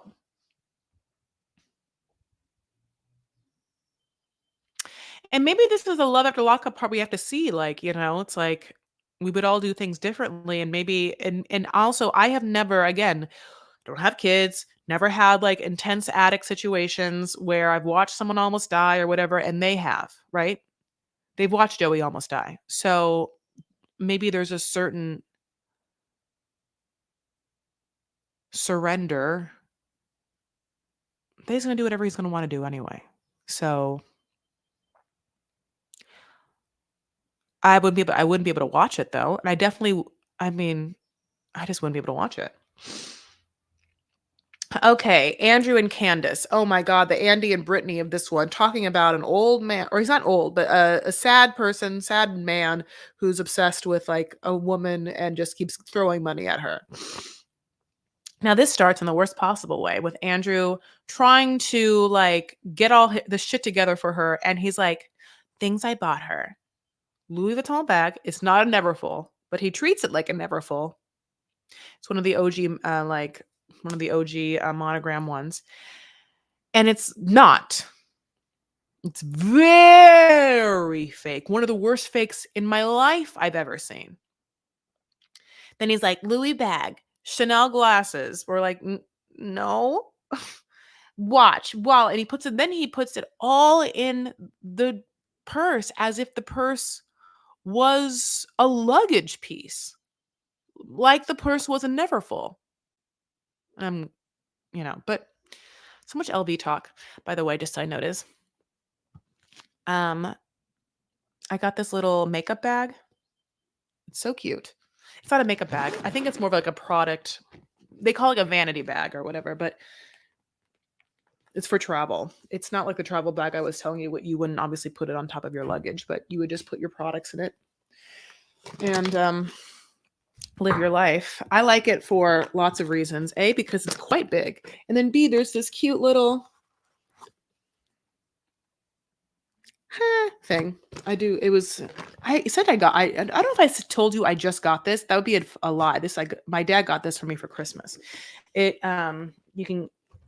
These Chanel bags are definitely not as expensive as normal Chanel bags, although they are Chanel bags because I don't know, they're just not. You can get them at like I mean, yeah, you can. It's like less than I think it was like less than 500, which I know sounds expensive. But you know how much a Chanel bag is? Usually very expensive. So like those bags are not as expensive. I think I got them from the Chanel beauty store, but it's still very nice. I'm so excited. But it's like, and sometimes I see girls out and about like using it, but it's so very much to me like a vanity bag that I can't. I mean, like I don't know. It'd be like weird to just bring it about. Anyway, so. But he puts all the stuff in the bag, and then he closes the bag, and of course the thing rips off because it's so fucking fake. And then he goes on his trip, and he talks to her, and he's like, hey, babe, I'm driving the billion miles from New Jersey to Vegas. She's like, great. You buy all the stuff for me? He's like, yeah. He's like, great. So buy more stuff. I love tchotchkes. Just like wherever you can, buy dumb things, shot glasses, wherever you are. So he does. When he tells her that he broke the bag, she She was like, "Why weren't you more careful with it? My Louis."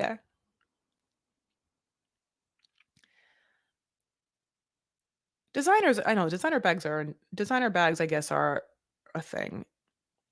It's just that I guess in my mind, I'm like, who's gonna be tricked by that Louis Vuitton bag? I guess people would be. Not in Vegas though. Okay, fine.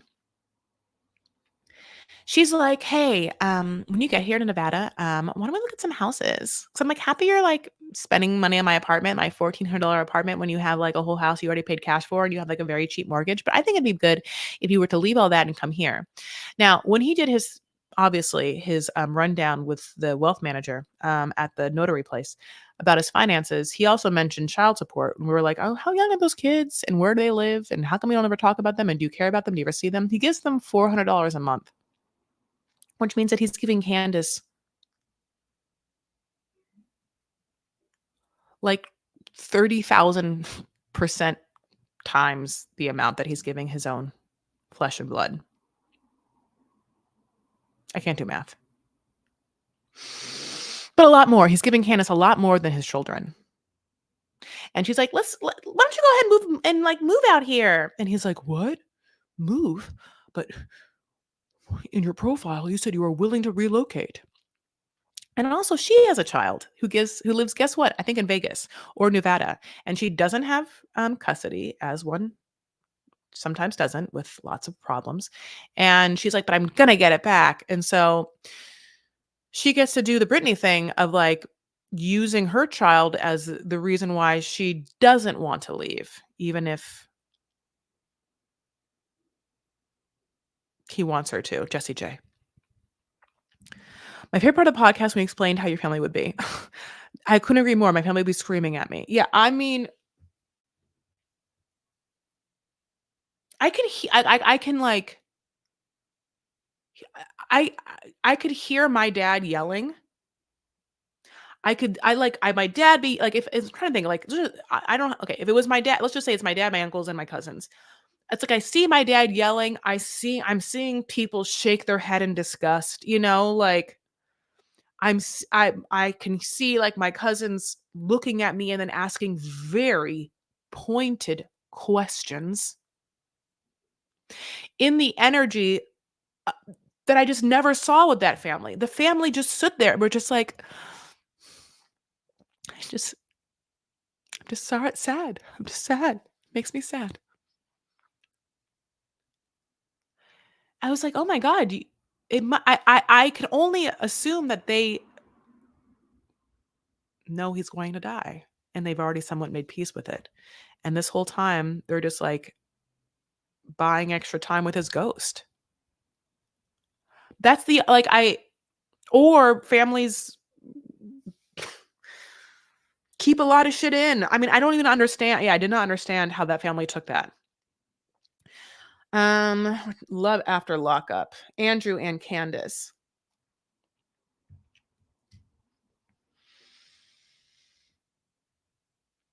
He then, like, he drives, he gets to her prison, and then he, like, honks.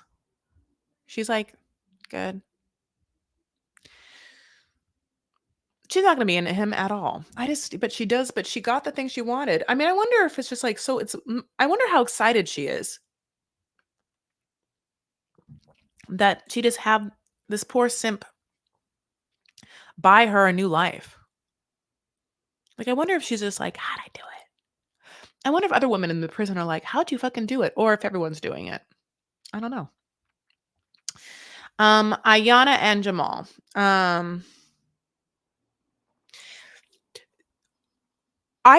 Yeah, it's obviously very hard to watch people make bad choices, right? And Andrew's making a horrible choice, and I think Tenny's making a bad choice. And Ayana also knows that life, knows the bad choice life. Honey, Ayana's been doing it. So Ayana is excited to see Jamal, and she wants him to see her fat ass. She's upset though because if she serves the 15 days, like the only way she can talk to Jamal is if she like high school style does a three-way call. Her little baby girl is so cute.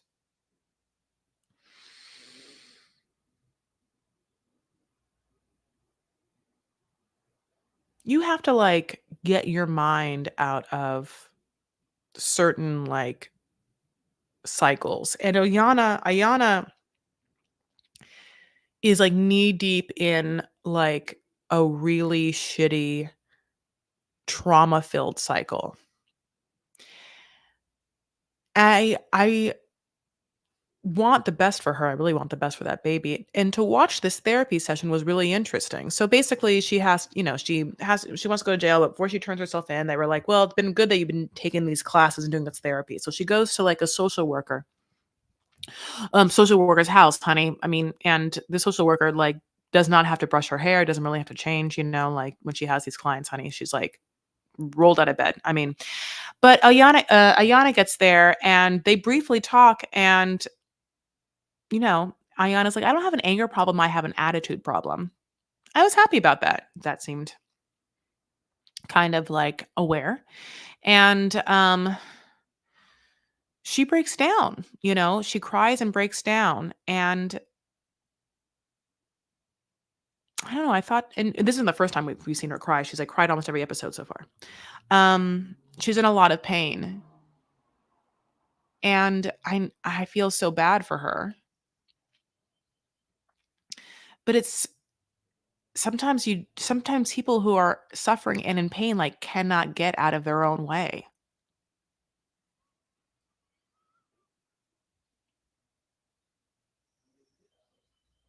Like, we've seen her, like, friends that, like, dance with her, like, we haven't seen an Ayana with, like, her mom or any sort of, like, sister or any sort of, like, loved one, and I wonder if she doesn't have anyone to be like, "No, you can't be with Jamal. He's in prison, and he has caused so much drama in your life because you decided to be with your ex-best friend's boyfriend who's, like, has nothing going for him. So, what a choice. You, like, broke up your relationship with your best friend for some dumb dude who's now fucked both of you. That's what you decided. And since then, you've had 2 DUIs in, like, a matter of 2 weeks or whatever the fuck it is. How can we remedy this by realizing that you are causing your own problems and strife?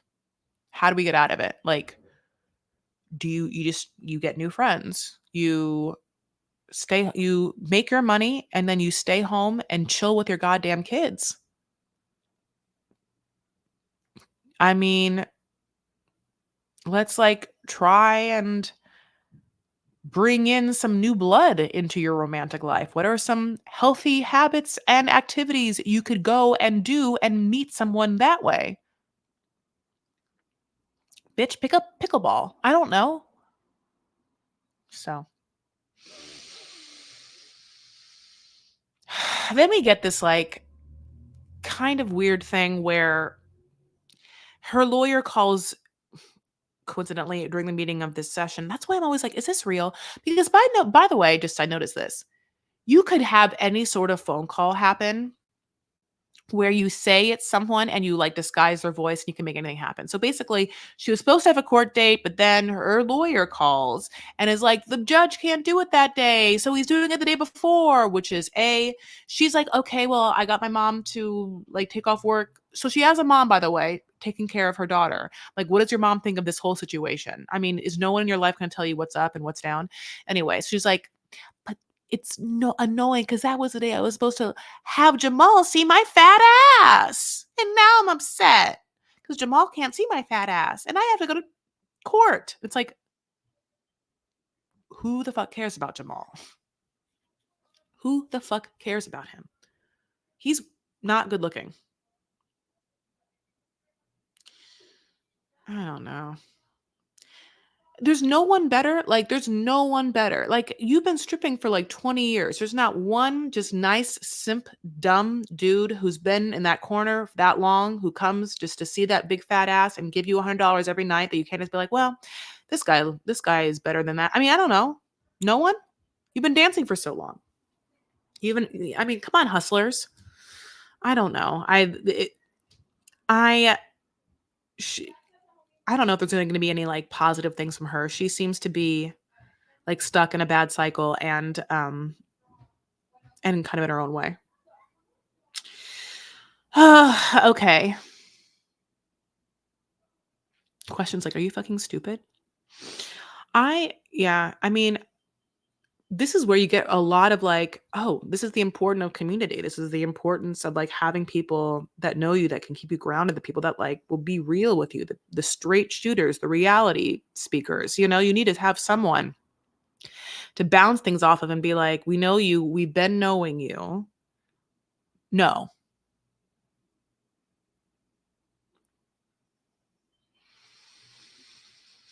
It's important to cultivate like deep relationships with people where you show them who you are authentically, and you see in them and appreciate them theirs, so that when you both are off, you can like touch base and right track each other.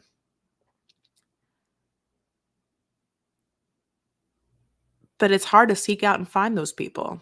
I don't know why. It's like it, I have great friends. It's obviously very hard for me to find like a romantic soulmate connection if I ever will, but I'm so thankful that I have like friends that know me and love me. Okay. I feel like only Teresa watched Baby Reindeer. So I love Baby Reindeer. I talked about it a lot. It's a 7-part series which is on Netflix, and it's really great writing and really great acting. Very hard watch, but I mean, great. And in the lore, so basically it's about a Scottish guy living in England, and he is a comedian, and he is nice one day to a lady that comes into the bar, and then she starts to become like obsessed with him and stalks him.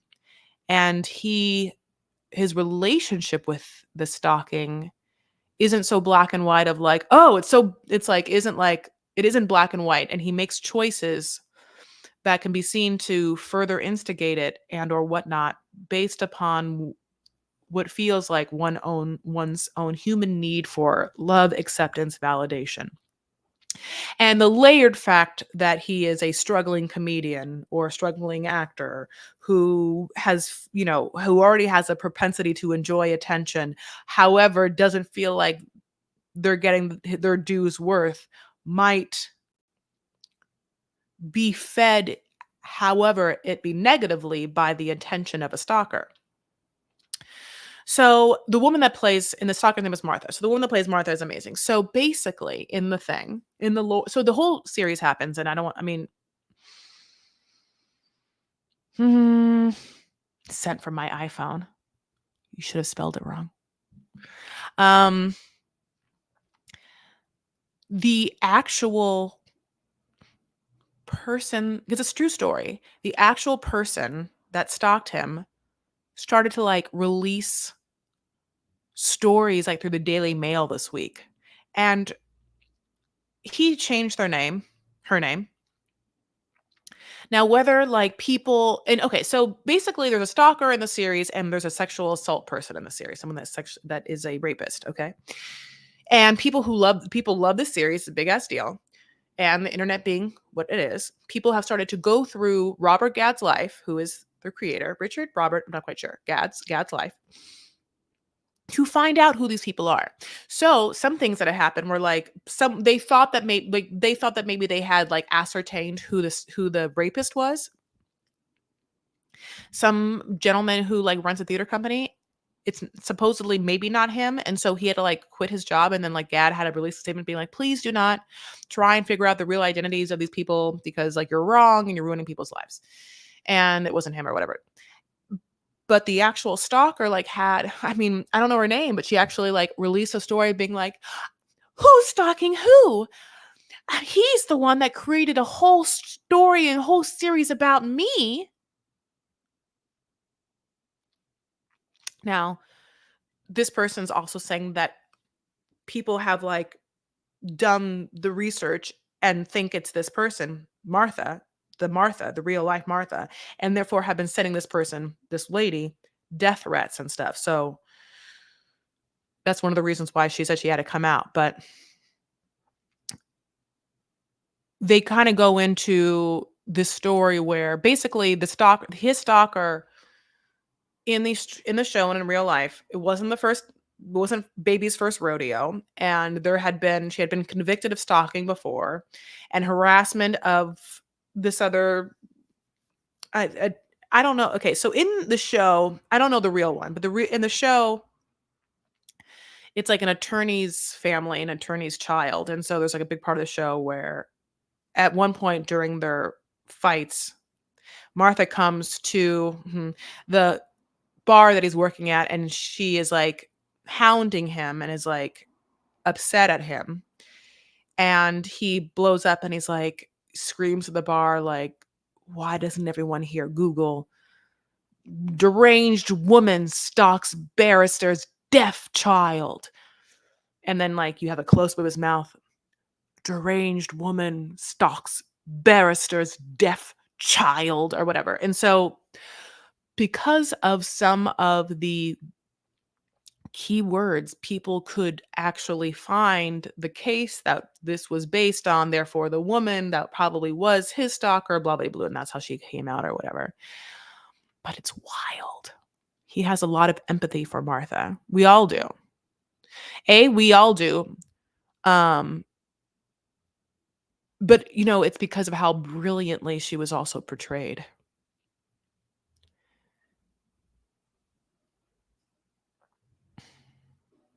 Did you guys like Fleabag? It does, it's like Netflix's version of like a Fleabag situation where it's a one-person show that's made into a series. Now, where Fleabag has more seasons, I've thought like a long, hard time about how they would make a new season of this if they wanted to.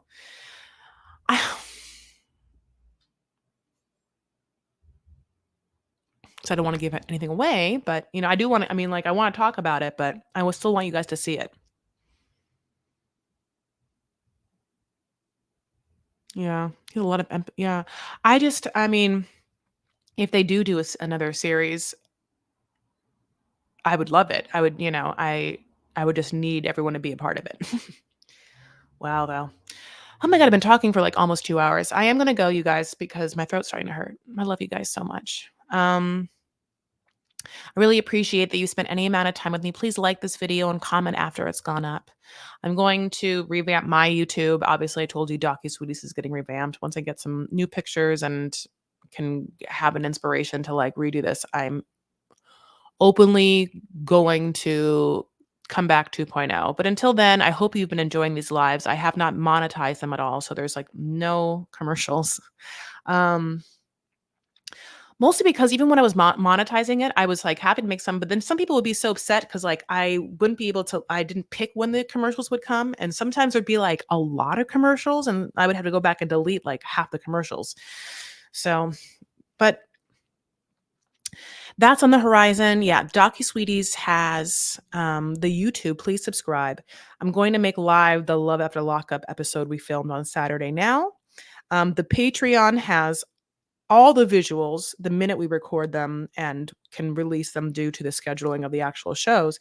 And then 48 hours later, we'll put to our YouTube. So Love After Lockup, I will put on right now. So you can go and watch the full episode if you'd like, DocuSweetie's YouTube, or listen to the episode wherever you listen to podcasts.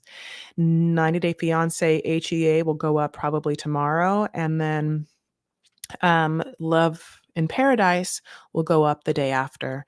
I'll make them viewable. All of that's happening. And then if you haven't yet, you obviously know their social medias for DocuSweeties, and please give us 5 stars if you listen and you like us. With me, you know me, honey, I am posting a Vanity Fair when I can go live. I'm trying to make this Tuesday at 2 thing as regular as possible. I'm so thankful that anyone will spend any time listening to me talk about anything. So, all exciting. But Vanity Fair is my Facebook group. I'm Chris L. Farah. The L's for lashes on Instagram and such. And obviously they're very big right now. It's a little much, but Here she is. I have a big polo event Saturday, so once I'm done with the polo event, I'm just gonna let them all fall off individually, and then I'll get them back on for the holidays. We'll see. All right, let's do our breaths. Okay, blow everything out, honey. Every negative, every insecurity. Blow out any snark you might have for anyone. Blow out any negation you have for yourself or others. Just blow it all out like you make wind. Breathe in light.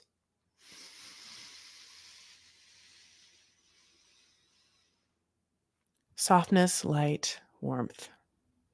Let's do it again.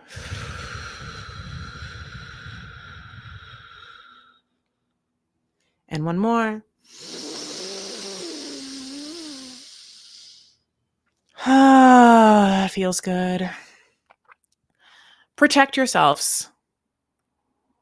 Only let people into your heart and into your world that wants the best for you. That know you and want the best for you. You can feel when people want the best for you. And if they don't, it means something about them, and you don't have to be available to them, and you don't even have to have them in your life. You can just expel them, and they will move on doing whatever they want to do for the rest of their lives. But you would have, I think, taking care of yourself and leaning into the fact that you take care of yourself in such a strong way, that you have your back is in such a strong way. I think it is empowering. So yeah, I mean, whatever that means, go through your friend list, click out people who follow you and you don't like. People, I, if people make you feel weird in social situations, like only allow what you want to allow. You show up, and we all are such gifts. Like, when we show up and we're in a good space, we are fucking gifts. We have a little magic to us. Like, you guys are magic right now. Like, I love you. Like, everyone here are regulars. We're at a party together. Like, you're showing up with your comments, and I'm so excited to see you because of what you're bringing. It's magic. But not everyone gets the magic. Not everyone deserves it. And some people make you feel like you don't have it. You always do, but don't let yourself be affected by them. So, anyway, okay, my loves, it's been absolutely great. I wish the best for you. Take care of yourselves and one another, and stand up for what you believe, and you make art. You make art. Maybe it's dinner, but make it pretty. All right, babes.